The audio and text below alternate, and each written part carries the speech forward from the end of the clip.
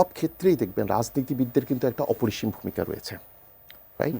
রাজনীতিবিদদের ডাকেই কিন্তু আমরা সাধারণ মানুষ কিন্তু একত্রিত হয়েছি, যারা একটা সুনির্দিষ্ট দিক নির্দেশনা দিবে এবং তার আন্ডারে যারা থাকবে তারা সেই জিনিসটা মেনে চলবে। আমি মনে করি এটা অবশ্যই আমাদের সকল কিছুর জন্য অবশ্যই একটি পজিটিভ দিক। আমি যদি একদম সরাসরি একটা উদাহরণ দিই, আমাদের দেশে নর্মালি কি হয়, স্কুল কলেজে যখন আপনি পড়েছেন, আমিও যখন পড়েছি, আমার বাবা মা সবসময় চাইতো যে আমি বড় হয়ে ডাক্তার হব বা ইঞ্জিনিয়ার হব বা অন্য কোনো একটা ভালো প্রফেশনে যাব।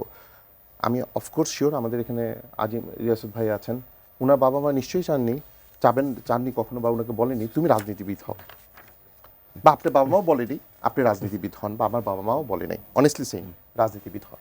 তো আমাদের ইচ্ছাটা কি থাকে, যে আমাদের ইচ্ছাটা থাকে যে আমি রাজনীতিবিদ হলাম, আমি হচ্ছে পড়ালেখা শেষ করলাম, ভালো ইউনিভার্সিটিতে পড়ালেখা করলাম, তারপর আমি একটা ভালো দেখে একটা জব করলাম, সেটা বিসিএস হতে পারে, প্রাইভেট ইউনিভার্সিটি প্রাইভেট জব হতে পারে, যে কোনো হতে পারে। তারপর আমি কি করলাম, একটা সুন্দর থেকে একটা বিয়ে করলাম, ঠিক আছে?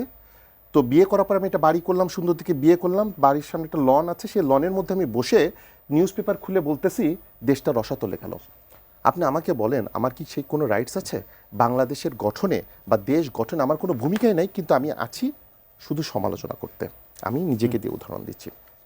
একজন রাজনীতিবিদ, একজন প্রকৃত রাজনীতিবিদ আপনি দেখবেন 1947-এর কথা বলেন, দেশভাগের সময় বলেন, বা তার আগে ব্রিটিশ বিরোধী আন্দোলন বলেন, বা 52 বলেন, বা 71 বলেন, আমাদের হচ্ছে 90-এ স্বৈরাচার বিরোধী আন্দোলন বলেন, রিসেন্টলি 24-এর জুলাই অভ্যুত্থান বলেন, সব ক্ষেত্রেই দেখবেন রাজনীতিবিদদের কিন্তু একটা অপরিসীম ভূমিকা রয়েছে, রাইট?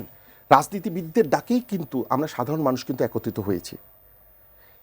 এই রাজনীতিবিদরা যখন এরা কি করবে, এরা শুধু একটা দেশকে এগিয়ে নিয়ে যাবে তা না, এরা প্রশাসন থেকে শুরু করে সর্বক্ষেত্রে তাদের সুনির্দিষ্ট যে এজেন্ডা আছে দেশের স্বার্থে যেভাবে পরিচালনা করবে, সেটা যদি দেশের স্বার্থে হয়, সেই সকল রাজনীতিবিদদের আমরা অবশ্যই সাধুবাদ জানাই। আমাদের যে কোনো বোর্ডে হোক, সেটা ক্রিকেট বোর্ড হতে পারে, ফুটবলে হইতে পারে, যারা একটা সুনির্দিষ্ট দিক নির্দেশনা দিবে এবং তার আন্ডারে যারা থাকবে তারা সেই জিনিসটা মেনে চলবে। আমি মনে করি এটা অবশ্যই আমাদের সকল কিছুর জন্য অবশ্যই একটি পজিটিভ দিক, কারণ তারাই দেশকে নেতৃত্ব দিচ্ছে। আমার যদি লিডার, যদি আমি যদি না জানি যে ওটা কি বলে, একজন যে জাহাজের নাবিক আছে তিনি এক ধরনের ডিরেকশন দিবেন, যার 40, 35, 20, 25 বছর এক্সপিরিয়েন্স রয়েছে, আর একজন নিউ কামার আছেন, তার ডিরেকশন আর এই ডিরেকশন আকাশ পাতাল তফাৎ আছে। এখানে যদি আপনি পরিচালক নাজমুল যেভাবে বক্তব্য দিয়েছেন ক্রিকেটারদের নিয়ে, এটা কি আপনি একমত? না, আমি একমত নয়। কেন একমত হব? তার কারণটা হচ্ছে এই মুহূর্তে সারা বাংলাদেশ আমরা যে আন্দোলন করছি আইসিসির বিরুদ্ধে, কেন করতেছি? তার মূল কারণটা হচ্ছে আমাদের মোস্তাফিজুর রহমানকে ক্রিকেট লিড করছে। আমরা একজন ক্রিকেটারের পিছনে সারা বাংলাদেশ যখন ঐক্যবদ্ধ, তখন এই ধরনের মন্তব্য সত্যিকার অর্থ বলতে কি সম্পূর্ণ অপ্রাসঙ্গিক এবং ইম্যাচুর।